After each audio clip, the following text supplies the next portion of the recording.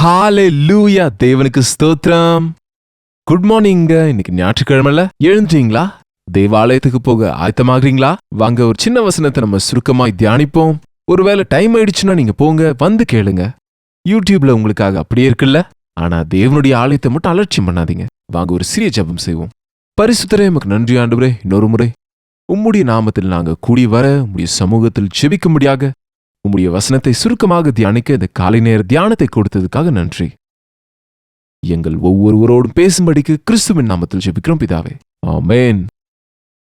Very குட்டுங்க, ரொம்ப சந்தோஷம். எப்படி இருக்கிறீங்க? படுக்கையில இருந்து எழுந்துட்டீங்களா? ஆயத்தமா? சரி, ஆலயத்துக்கு போவது பெரிய விஷயமா அல்லது போக நமக்கு வாய்ப்பு கிடைப்பது பெரிய விஷயமா? ஒன்றுமில்லாத சாதாரணமான நாம தேவனோடு முகமுகமாய் பேசும்படியாக, தேவனுடைய முகத்தை பார்க்கும்படிக்கு, தேவ சமூகத்தில் போய் நிற்கும்படிக்கு, அவர் பிரசன்னத்துல நம்ம ஆனந்திக்கும்படி நமக்கு கொடுக்கப்பட்ட இந்த மேன்மை எவ்வளவு பெரியதோ இன்றைய கிறிஸ்தவங்க உணர்கிறதில்ல. பழைய ஏற்பாட்டிலே இஸ்ரவேலர்கள் தேவனுடைய ஆலயத்தின் உள்ளே போக அனுமதி கிடையாது. நம் தேசத்து கோவில்லையும் பாருங்க, மண்டபத்துல எல்லாரும் போகலாம், ஆனா கர்ப்ப கிரகத்துல எல்லாருக்கும் அனுமதி கிடையாது. தேவனுடைய சந்நிதிக்குள் போக வேண்டுமென்றால் அந்த காலத்திலே ரத்தத்தை எடுத்துக்கொண்டு பிரதான ஆசாரியர் மட்டுமே வருஷத்துக்கு ஒரு முறை மட்டும் செல்ல வேண்டும். ஆசரிப்பு கூடாரத்தை பற்றி உங்களுக்கு தெரிந்திருந்தா, சாலமோன் கட்டின ஆலயத்தை பற்றி உங்களுக்கு தெரிந்திருந்தா, பிராகாரம், பரிசுத்த ஸ்தலம், மகா பரிசுத்த ஸ்தலம் என்று 3 பகுதியில் இருந்தது. பிராகாரத்திற்குள்ளே பாவம் செய்தவர்கள் தங்கள் பாவ பரிகாரத்திற்காக பலிகளை கொண்டு வந்து பலிகளை அர்ப்பித்து அங்கே இருக்க வேண்டும். அவர்களுக்காக ஆசாரியர்கள் அந்த பலியை செலுத்துவார்கள். பரிசுத்த ஸ்தலத்துக்குள்ளே தேவன் ஏற்படுத்திக் கொண்ட லேவி வம்சத்தில் வந்த ஆசாரியர் மட்டும் போகலாம். எல்லாருக்கும் அனுமதி இல்லை. அங்கே சென்று அங்கே தூபம் போட்டு ஜனங்களுக்காக விண்ணப்பம் செய்து கொண்டிருப்பாங்க. அங்கே சமூகத்து அப்பத்தின் மேஜை, விளக்கு தண்டையும், இயேசு கிறிஸ்துவுக்கு அடையாளமா இருக்கிற அந்த தூப பீடம், இது எல்லாம் கூட பழைய ஏற்பாட்டிலே பரிசுத்த ஸ்தலத்திலே இருந்தது. இன்னும் மகா பரிசுத்த ஸ்தலம் இருக்கிறது. மகா பரிசுத்த ஸ்தலத்திலே உடன்படிக்கை பெட்டி இருக்கும். அந்த உடன்படிக்கை பெட்டி, அதற்குள் மன்னா பாத்திரம், ஆரோனின் துளிர்விட்ட கோலும் 10 கட்டளை பலகைகளும் மட்டுமே இருக்கும். அதன் மீது கிருபாசனம் சுத்த பொன்னாலே செய்யப்பட்டது. 2 கேருபீன்கள்.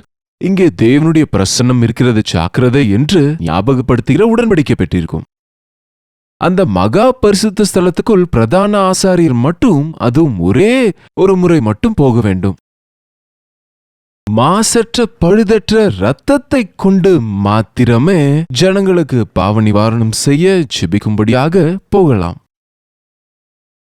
ஆனால் இயேசு கிறிஸ்து, நம்முடைய பிரதான ஆசாரியர், இந்த உலகத்துக்கு வந்து நம் எல்லாருடைய பாவங்களையும் அவர் சுமந்து அந்த பாவத்திற்கு வரவேண்டிய தண்டனை ஏற்றுக்கொண்டு தம்முடைய இரத்தத்தை சிந்தி, ஆட்டுக்குட்டியின் இரத்தம் அல்ல, கிடாவின் இரத்தம் அல்ல, குற்றமற்றதும் மாசற்றதுமான தம்முடைய சொந்த இரத்தத்தாலே மகா பரிசுத்த ஸ்தலத்துக்குள்ளே பிரவேசித்து நமக்காக பாவ நிவாரணம் செய்தார். இயேசு கிறிஸ்து எப்பொழுது சிலுவையிலே முடிந்தது என்று உரத்த சத்தமாக கூப்பிட்டு உயிரை விட்டாரோ, அப்பொழுது தேவாலயத்தின் திரைச்சிலை மேல் தொடங்கி கீழ் வரைக்கும் 2ஆக கிழிந்தது. பரிசுத்த ஸ்தலத்தையும் மகா பரிசுத்த ஸ்தலத்தையும் வேர் பிரிக்கிற அந்த திரை கீழிருந்து அல்ல, மனுஷனால் அல்ல, மேலிருந்து கீழுக்கு 2ஆக கிழிந்தது. ஏனென்றால் இப்பொழுது யார் வேண்டுமானாலும், ஆசாரியர் அவசியமில்லை, நமக்கு மீடியேட்டர்ஸ் அவசியமில்ல, பாஸ்டர்ஸ் அவசியமில்ல, தேவனுக்கும் மனுஷனுக்கும் மத்தியஸ்தர் ஒருவரே, அவர் மனுஷனாகிய இயேசு கிறிஸ்து. நாம தைரியமா இன்றைக்கு தேவனுடைய ஆலயத்திலே அவருடைய கிருபாசன தண்டைக்கு போகலாம். பாருங்க, எபிரேயருக்கு எழுதின நிருபம் 4ஆம் அதிகாரம் 14ஆம் வசனம். பானங்களின் வழியாய் பரலோகத்திற்கு போன தேவகுமாரனாகிய இயேசு என்னும் மகா பிரதான ஆசாரியர் நமக்கு இருக்கிறபடினால் நாம் பண்ணின அறிக்கையை உறுதியாய் பற்றிக் கொண்டிருக்க கடவோம். நம்முடைய பலவீனங்களை குறித்து பரிதபிக்க கூடாத பிரதான ஆசாரியர் நமக்கு இல்லாமல் எல்லா விதத்திலும் நம்மை போல் சோதிக்கப்பட்டும் பாவமில்லாதவராயிருக்கிற பிரதான ஆசாரியரே நமக்கு இருக்கிறார். ஆதலால் நாம் இரக்கத்தை பெறவும் ஏற்ற சமயத்தில் சகாயஞ்செய்யும் கிருபையை அடையவும் தைரியமாய் கிருபாசனத்தின் அண்டையிலே சேரக்கடவோம். ஏற்ற சமயத்தில் சகாயஞ்செய்யும் கிருபையை அடைய நம் தைரியமாய் அவருடைய கிருபாசன தண்டையிலே அவருடைய சமூகத்துக்கு, சிங்காசனத்தில் வீற்றிருக்கிற ஆண்டவர் சமூகத்துக்கு நாம தைரியமா போகலாம். நம்ம வருத்தங்களை எல்லாம், பாடுகளை எல்லாம், சோதனைகளை எல்லாம், அது எல்லாவற்றையும் அவர் ஜெயித்திருக்கிறதுனாலே, நம்மை போல எல்லா விஷயத்திலும் சோதிக்கப்பட்டு பாவம் இல்லாதவரா இருக்கிறதுனாலே, பாவிகளாகிய நமக்கு பரிகாரம் செய்ய தம்முடைய இரத்தத்தை சிந்தி இருக்கிறதுனாலே, இன்றைக்கு தேவனுக்கும் மனுஷருக்கும் மத்தியஸ்தர் ஒருவரே அவர், ஆண்டவராகிய கிறிஸ்து இயேசு கிறிஸ்துவின் மூலமாய் நமக்கு இன்றைக்கு பாவ மன்னிப்பு இருக்கிறது. நேரா தேவனிடத்துக்கு போகலாங்க. நம்ம தேவனுடைய ஆலயத்துல, தேவனுடைய சமூகத்துல நம்ம பாஸ்டரை பார்க்கவோ, பாஸ்டர் பிரசங்கத்தை கேட்கவோ, பாடல்களை கேட்கவோ, பாடுகிறவர்களை பார்க்கவோ, கொயர்ல இருக்கவோ போகிறோம் என்று நினைத்தால் அது புத்தியீனங்க. நாம எல்லாரும் சேர்ந்து தேவ பிரசன்னத்தை தேட அங்கே போகிறோம். நாம் எல்லாரும் சேர்ந்து தேவாலயத்திலே அவரை துதித்து ஆராதிப்பதற்கு போகிறோம். அவர் நாமத்திலே ஜெபிப்பதற்கு போகிறோம். அந்தந்த நேரத்திலே, அந்தந்த நேரத்திற்கு சமயத்திற்கேற்ற சகாயத்தை பெறும்படிக்கு போகிறோம். தேவன் தம்முடைய வார்த்தையினாலே நம்முடைய சந்தேகங்களை தீர்க்கவும், நம் கஷ்டத்திலிருந்து விடுவிக்கவும், நம்மை குணமாக்கவும், தம்முடைய வல்லமையை ஊற்றும்படியாகவும், நம் மீது பொழிய செய்யவும் அவர் ஆயத்தமா இருக்கிறார். தேவனுடைய ஆலயத்துக்கு போகும்போது நாம தேவனுடைய பிரசன்னத்தில் இருக்கிறோம் என்ற விஷயத்தை நினைவு கூறணும். நாம் அங்கு போகும்போது தேவன் நம் நடுவிலே இருக்கிறாரு. தேவாலயத்தில் உட்கார்ந்து இருக்கிற தேவன் அல்ல அவர். வானம் எனக்கு சிங்காசனம், பூமி எனக்கு பாதப்படி, நீங்கள் எனக்கு கட்டும் ஆலயம் எப்படிப்பட்டது? கைகளால் செய்யப்பட்ட ஆலயத்திலே வசிக்கிறவர் அல்ல என்றார் நம்முடைய தேவன்.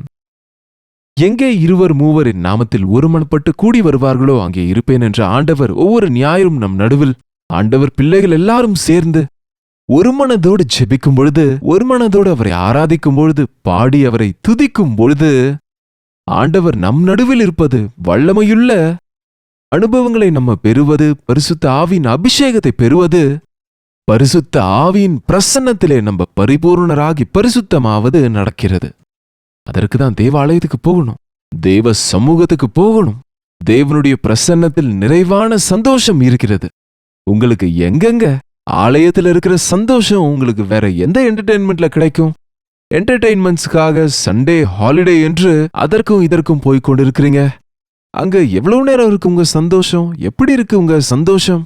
கிளப்ஸுக்கும் பப்ஸுக்கும் போகிறவங்க போகும்போது நல்லா இருக்கலாம், ஆனா திரும்பி வரும்போது அவங்களுடைய அவதாரத்தை பாருங்க, அவங்க நிலைமைய பாருங்க, அவங்க எப்படிப்பட்ட மோசமான நிலையில வருவாங்கன்னு பாருங்க.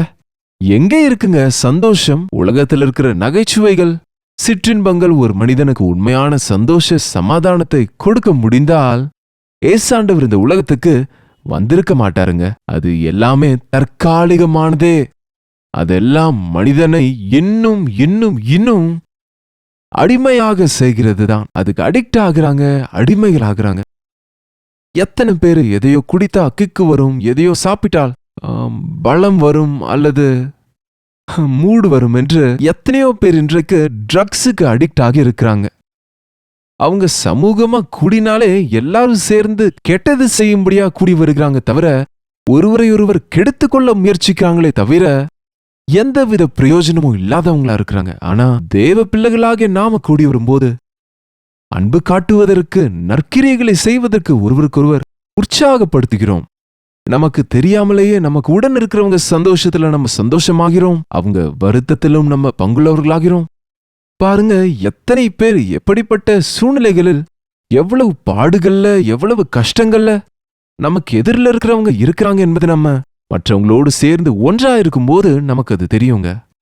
அநேக முறை என் நிலைமை தான் சரியில்லை அல்லது நான் தான் நல்லா இருக்கிறேன் என்று நினைப்போம். ஆனா தேவனுடைய பிள்ளைகள் மற்றவங்க எப்படிப்பட்ட நிலைமையில இருக்கிறாங்க, எந்த சூழ்நிலையில இருக்கிறாங்கன்னு, அல்லது தேவனை அறியாதவங்க எவ்வளவு பாடுகள்ல கஷ்டங்கள் இருக்கிறாங்க என்பது நாம தேவனுடைய ஆலயத்துக்கு சென்று மற்றவங்களுக்காக ஜெபிக்கும் போது மற்றவங்களோடு சகவாசம் செய்யும்போது அறிந்து கொள்வோம். ஆமாங்க, கிறிஸ்துவனுடைய பிரசன்னத்தை நம்ம அனுபவிக்கும் போது எதற்கு நம்ம ஆலயத்துக்கு போகணும்னு திரும்ப திரும்ப கேட்க வேண்டாங்க. எதற்கு ஒவ்வொரு ஞாயிறும் விசேஷப்படுத்தணும்னு சொல்ல அவசியம் இல்ல. அது பிரதிஷ்டை நாளாக, கனமுள்ள நாளாக, ஆண்டவர் ஏற்பாடு செய்த நாளாக, ஆசீர்வதித்த நாளாக இருக்கிறது. நான் இப்படி சொல்லும்போது உங்கள சிலர் வெளிநாடுல இருக்கிறவங்க, ஆலயங்கள் இல்லாத இடத்துல இருக்கிறவங்க, முக்கியமா சொல்ல போனா உங்களுக்காகத்தான் ஞாயிற்றுக்கிழமை கூட அனுதின தியானத்தை கொடுக்கிறோம். சில வெளிநாடுகள்ல இருக்கிறவங்க உங்களுக்கு ஆலயங்கள் இல்லாம இருந்தாலும், தமிழ் ஆராதனைகள் இல்லாம, ஒருவேளை இங்கிலீஷ் ஆராதனைகள் இருந்தாலும் அது சரியான முறைகள்ல இல்லாம, சரியான டாக்டர்ஸ் இல்லாம, எத்தனையோ பேர் அவங்கள சுற்றி 100 கிலோமீட்டருக்கு ஆலயங்கள் இல்லை என்று சில தேசங்கள்ல இருக்கிறவங்க, கண்ட்ரீஸ்ல இருக்கிறவங்க, மாநிலங்கள்ல இருக்கிறவங்க நீங்க சொல்றீங்க. அப்படிப்பட்டவங்களுக்கு தான் இந்த வார்த்தைகளை சொல்லுகிறேன். நீங்க ஆலயத்துக்கு போக சொல்றீங்க, எங்களை எங்க போக சொல்றீங்க? இங்க ஆலயம் இல்லையே, தேவன் எங்களை மன்னிக்க மாட்டாரான்னு நீங்க ஃபீல் ஆகி விடாதீங்க. எங்கே தேவனுடைய சமூகத்திலே நீங்க எங்க இருக்கிறீங்களோ அங்க உடைந்து நொறுங்கி இருதயத்தோடு நீங்க குடும்பம் முழுவதும் உட்கார்ந்து உங்க வீட்டையே ஒரு ஆலயமாக மாத்துங்க. ஆதி சபையிலே விசுவாசிகள் வீட்டுக்கு வீடு கூடிக்கொண்டாங்க. உங்க வீடே ஒரு ஆலயமாகலாம். உங்க கொலீக்ஸை அழைத்து கொண்டு ஒரு 10 பேர் சேர்ந்து உங்க வீட்டுல ஜெபம் செய்யுங்க, பாடல்களை பாடுங்க, தேவ சமூகத்துல செலவிடுங்க. தேவனுடைய ஆவியானவர் உங்கள் மத்தியில் இருப்பாரு. தேவ ஆலயமாக நீங்க, உங்க குடும்பத்தில் இருக்கிறவங்களும் நீங்க ஆசீர்வதிக்கப்படுவீங்க. எஸ், தேவனுடைய சமூகத்தை நம்ம எங்க இருக்கிறோம், என்ன கட்டடம், எவ்வளவு பெரிய ஆலயம், எவ்வளவு பெரிய ஸ்பெஷல் சர்ச் என்று இல்லைங்க. பழைய ஏற்பாட்டிலே ஒரே ஆலயம் இருந்தது. எல்லாரும் எருசலேமுக்கு தான் போகணும். ஆனா இப்போது எல்லாரும் எல்லா இடத்திலும் மனம் திரும்ப வேண்டும் என்று விரும்பின ஆண்டவர், எங்கே 2-3 பேர் ஒருமனப்பட்டு ஜெபிப்பார்களோ, எங்கே 2-3 பேர் சேர்ந்து அவர் நாமத்தை மகிமைப்படுத்துவார்களோ, அங்கே இருக்க ஒரே நேரத்தில் இத்தனை தேசத்தில், இத்தனை ஊர்களில், இத்தனை கிராமங்களில், இத்தனை ஆலயங்களில் அவர் சமூகத்தை நாம பார்க்க முடிகிறோம். கர்த்தருடைய நாளை நீங்க மேன்மையா நினைங்க. முடிந்த அளவுக்கு நீங்க ஆலயத்துக்கு போங்க. உண்மையிலேயே நீங்க இருக்கிற பகுதிகளிலே தேவாலயங்கள் இல்லாவிட்டா உங்க வீட்டையே ஒரு தேவாலயமாக மாற்றிக்கொள்ளும்படியாக நீங்க ஆயத்தப்படுங்க. 2-3 சர்ச் மெம்பர்ஷிப் என்னன்னா 2-3 இருந்தா கூட நான் இருப்பேன் என்றார் ஆண்டவர்.